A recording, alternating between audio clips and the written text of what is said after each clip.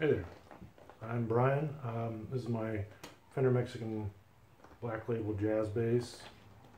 As we looked through in the last video, because it was disassembled in that video, I thought I would go ahead and give it a playthrough so you could get a good idea of what it sounds like. Move this camera down a little bit, and I'm just playing it through this Marshall practice amp. It's got an 8-inch speaker. It's a guitar amp, so you know it's not the best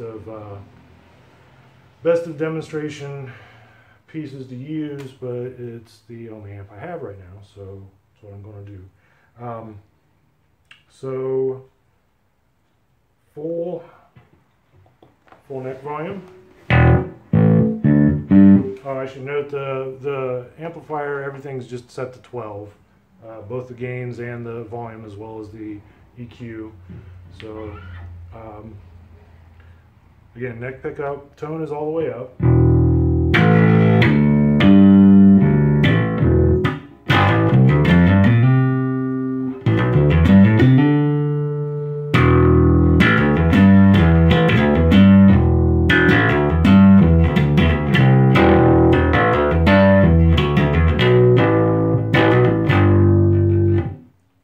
So, bridge pickup.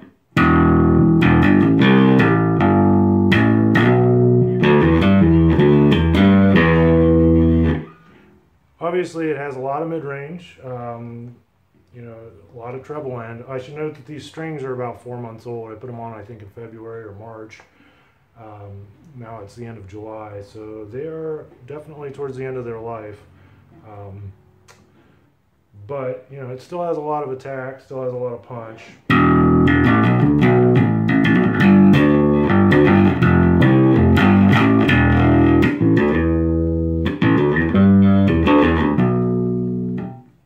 So again, that was the bridge pickup. Here's both pickups at the same time, still 10 on the tone.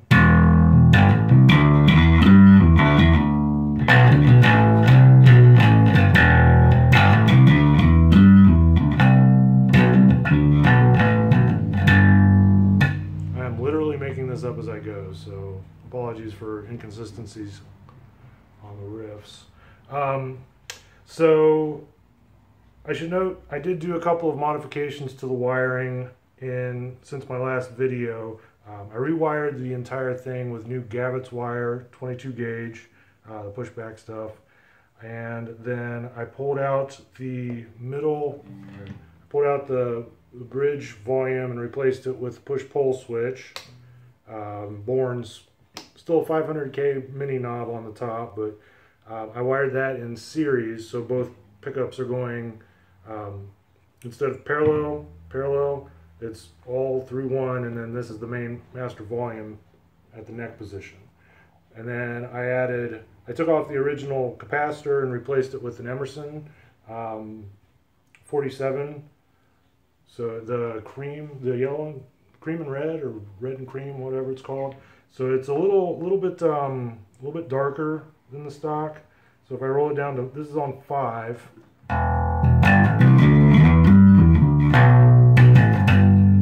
And it still is both pickups full blast.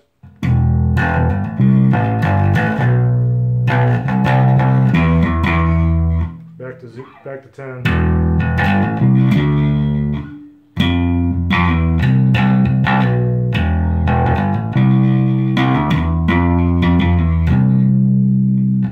So when I roll it all the way down, like 4 is pretty dark. And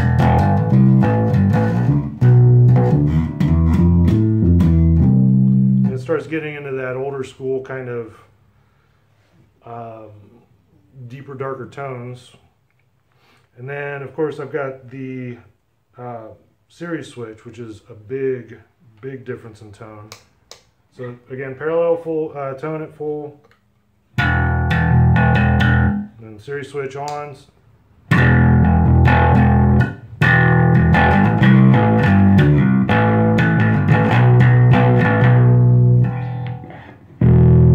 Again, old pot, it's getting a little cruddy. So master volume for both pickups.